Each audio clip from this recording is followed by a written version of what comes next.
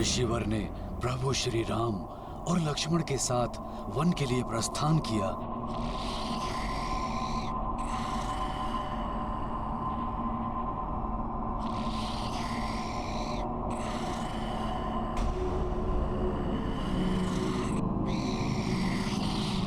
पुत्र राम, लक्ष्मण, यहाँ सर्वत्र व्याप्त अंधकार इस बात का संकेत है कि यहाँ से उस दुर्दांत यक्षिणी ताड़का का प्रभाव क्षेत्र प्रारंभ होता है, जिसके भय से कोई भी जीव यहाँ विचरण करने का साहस तक नहीं करता। ये भयंकर ध्वनि निद्रा में उसके श्वास के प्रभाव से उत्पन्न हो रही है। इस ताड़का रूपी बाधा का अंत करने के पश्चात ही हमारा आगे जाना उचित होगा। जो आज्ञा गुरुदेव।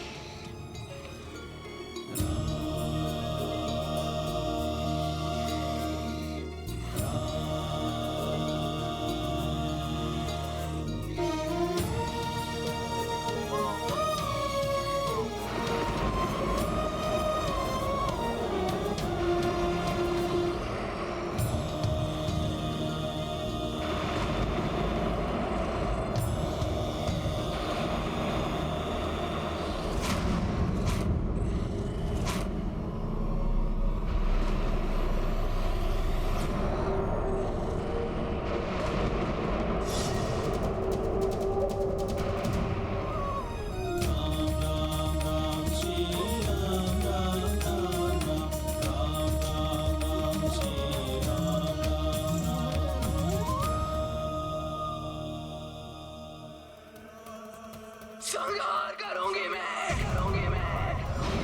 संहार संहार संहार। जिसने भी मेरी निद्रा भंग करने का दुस्साहस किया है उसका संहार करेगी ये ताड़का।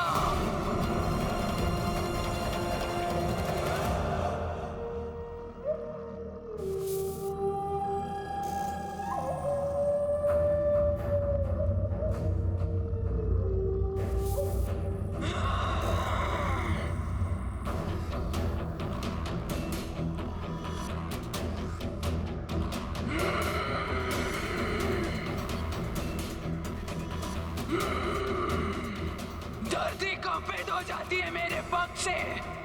सूर्य देव की किरणें मेरे ही भय से इस वन में प्रवेश करने का साहस नहीं करती।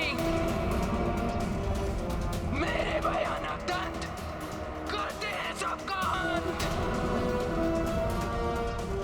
मूर्ख ऋषि मुझसे मुक्ति पाने के लिए इन दो कीट पतंगों को लेकर आया है।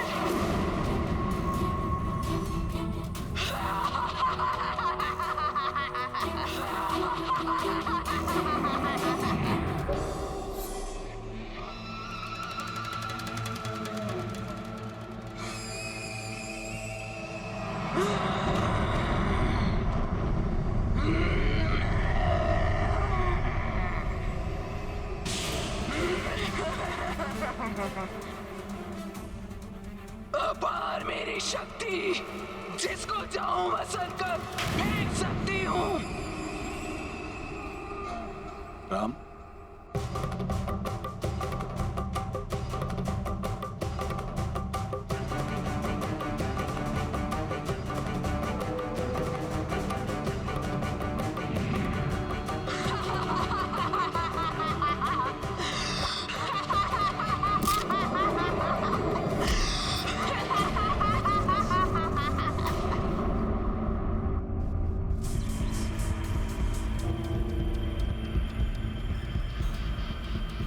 शिलाखंडों से तो मात्र गुदगुदी होती है मुझे।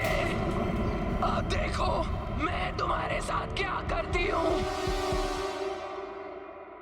दशरथ नंदन राम, वार करो इस पर, वध करो इस दुष्ट ताड़का का।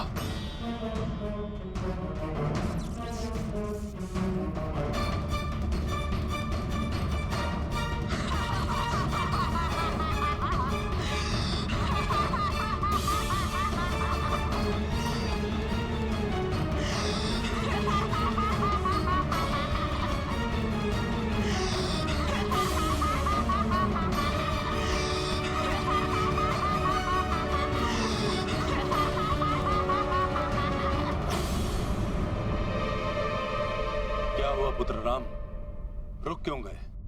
कहीं तुम्हें यह संकोच तो नहीं कि तुम्हारे सामने एक स्त्री खड़ी है? यदि ऐसा है तो अपने हृदय से यह संकोच निकाल दो। पुत्र राम, ये स्त्री नहीं, स्त्री रूपी पापनी यक्षिणी राक्षसी है। उसका वध सर्वथा उचित है। मेरे पिताश्री ने आदेश दिया था कि आपकी प्रत्येक आज्ञा का पूर्ण समर्पण के साथ पालन करना है, और मेरे लिए मेरे पिताश्री का आदेश सर्वोपरि है। इसलिए आपकी इच्छा अनुसार इस ताड़का का वध करना मेरा कर्तव्य है। अब मुझे कोई संकोच नहीं।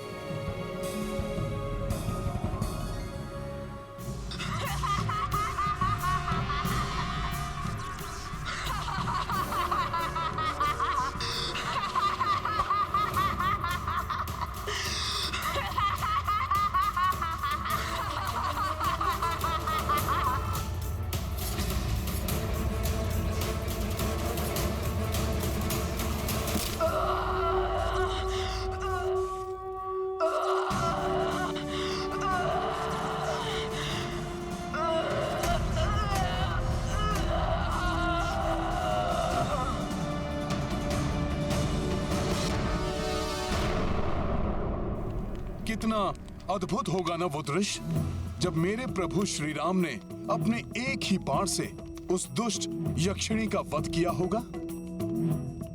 विराजो हनुमान, बताता हूँ। जी, आप भी विराजिए जामवंत जी। बताइए ना जामवंत जी। हाँ पुत्र, वो दृश्य अत्यंत अद्भुत था हनुमान। महर्षि विश्वामित्र ने भी प्रभु श्री राम के विलक्षण युद्ध कौशल और पराक्रम से प्रसन्न होकर उन्हें अनेक आशीर्वचन कहे और प्रभु श्री राम को ज्ञात कराया कि ये तो आरंभ मात्र था। भविष्य में ऋषियों मुनियों के कष्टों के निवारण हेतु प्रभु उन्हें अनेक राक्षस राक्षसियों का सामना कर उनका वध करना है, और इस महान कार्य की पूर्ति के लिए उन्हें अनेकों दिव्य अस्त्र। अच्छा, तो वो दिव्य अस्त्र और मंत्र प्रभु श्री राम को किसने प्रदान किए?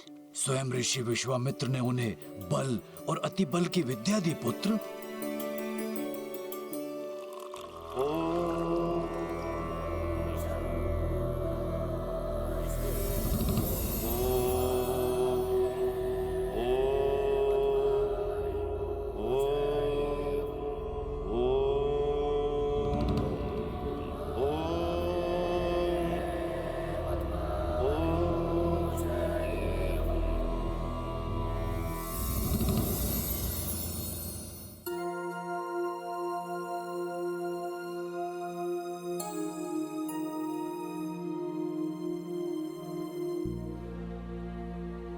आप दोनों भ्राता मेरे द्वारा अभिमंत्रित इस जल का पान करो।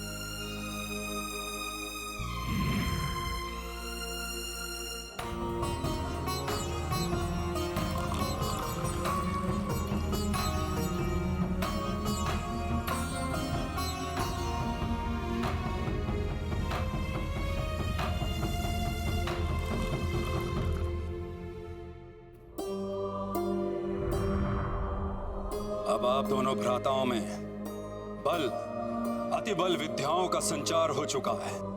इसका प्रभाव ये होगा कि आप निद्रा और भोजन को प्राप्त किए बिना कभी भी क्लांत नहीं होंगे। आपने क्षुधा और निद्रा पर सदैव के लिए विजय प्राप्त कर ली है। गुरुवर, ये ज्ञान देने के लिए मैं आपका आभारी हूं। मैं सदैव इस विद्या का प्रयोग जगत कल्याण हेतु ही करूंगा। अब आप दोनों का त्रिदेवों और देवताओं से दिव्य अस्त्र और शक्तियां प्राप्त करने का समय आ गया है।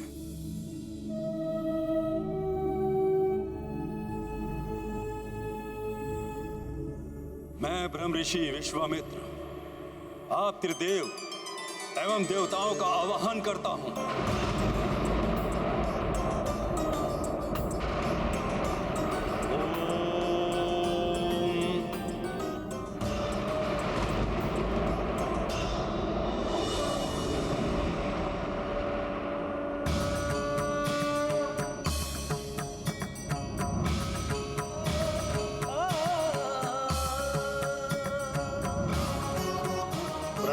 देवतागण। प्रणाम त्रिदेव।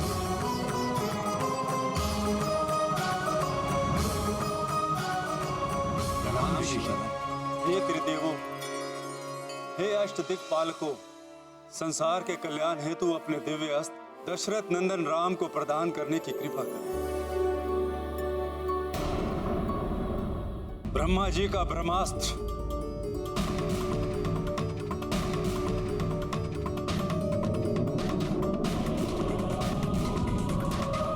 प्रभु विष्णु जी द्वारा प्रदत्त धर्म चक्र,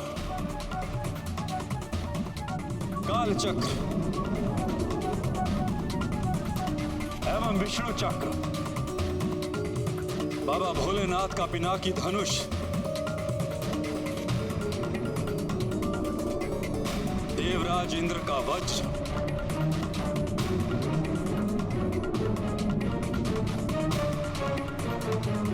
वरुण देव का वरुण पाश और अन्य देवताओं द्वारा प्रदान की जाने वाली मौत की और सीकरी गदाएं प्राप्त करो पुत्र राम।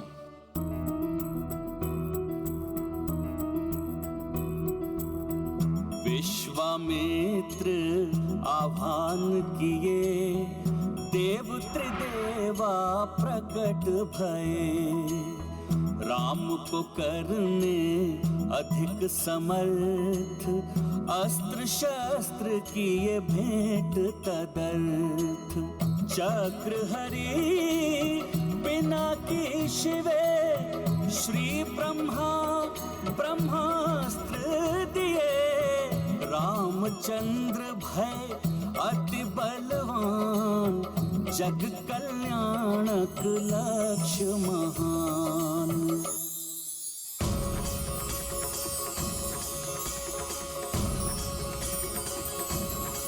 महान कार्य की पूर्ति के लिए उन्हें दिव्य अस्त्र और मंत्र प्रदान किया।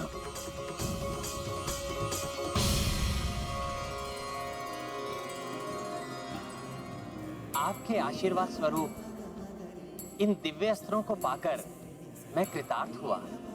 मुझे आशीष दीजिए कि मैं जब भी इनका आह्वान करूं, ये मेरे सम्मुख प्रकट हो जाएं। उसके उपरांत प्रभु श्री राम ने प्राप्त दिव्य अस्त्रों को सहर्ष अपने अनुज सुमित्रानंदन लक्ष्मण के साथ साझा कर लिया।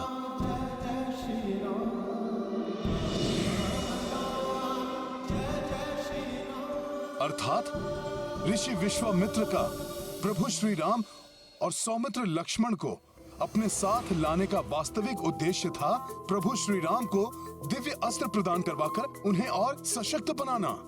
ऋषिवर का एक और उद्देश्य भी था, जिसके विषय में तुम्हें बाद में ज्ञात होगा, परंतु उसके पूर्व ये सुनो हनुमान, दूसरे ही दिवस से ऋषि विश्वामित्र ने अपना यज्ञ प्रारंभ कर दिया।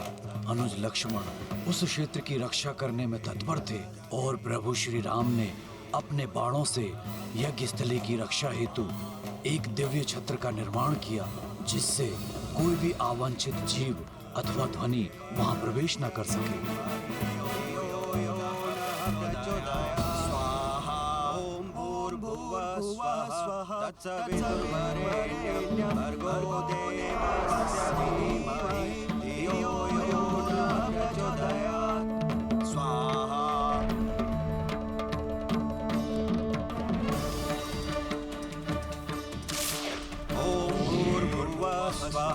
तत्सवितुर्वरेण्यं भर्गो देवस्य धीमहि धियो यो नः प्रचोदयात्। स्वाहा।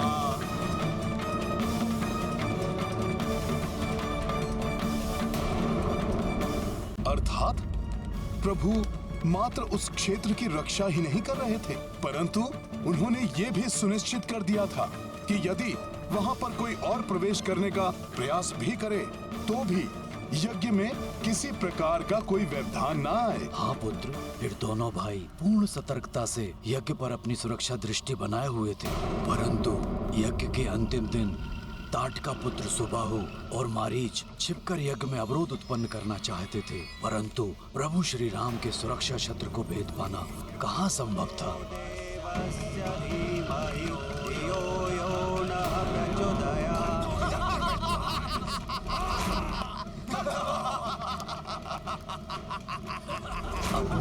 प्रबलता से क्रोधित होकर उन्होंने भीषण हुंकार भरी, जिससे अनेकों भयंकर राक्षसों और राक्षसियों की सेना उड़कर वहां अवतरित हुई।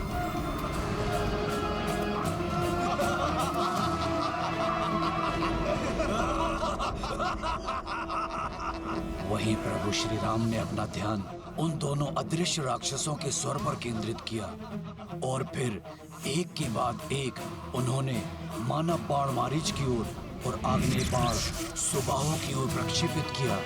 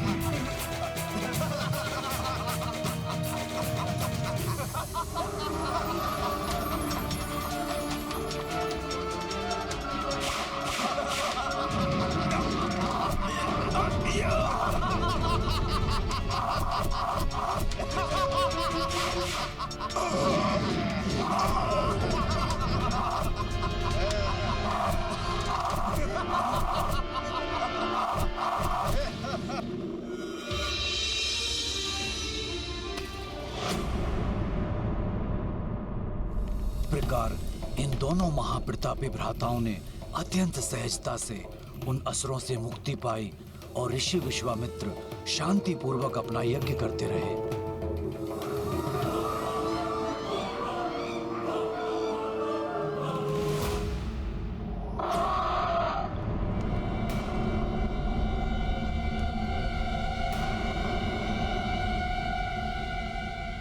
ये कैसी ध्वनि है हनुमान? प्रतीत होता है शत्रु रूप में किसी अनिष्ट का आगमन हो रहा है यहाँ।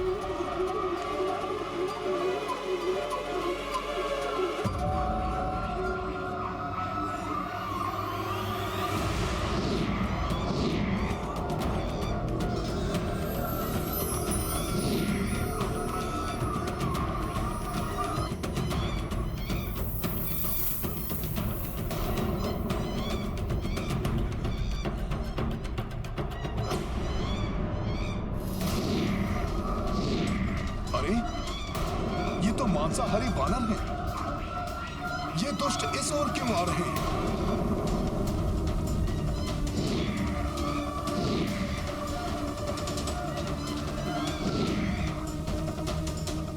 इतनी संख्या में इनके यहाँ आने का क्या उद्देश्य?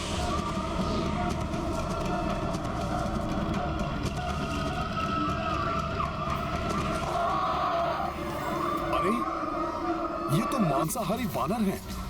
ये दुष्ट यहाँ क्यों आ रहे हैं?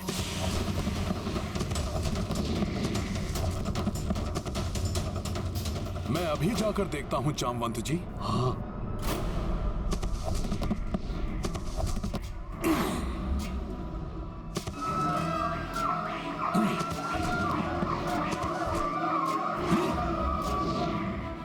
हनुमान, मैं भी आ रहा हूँ।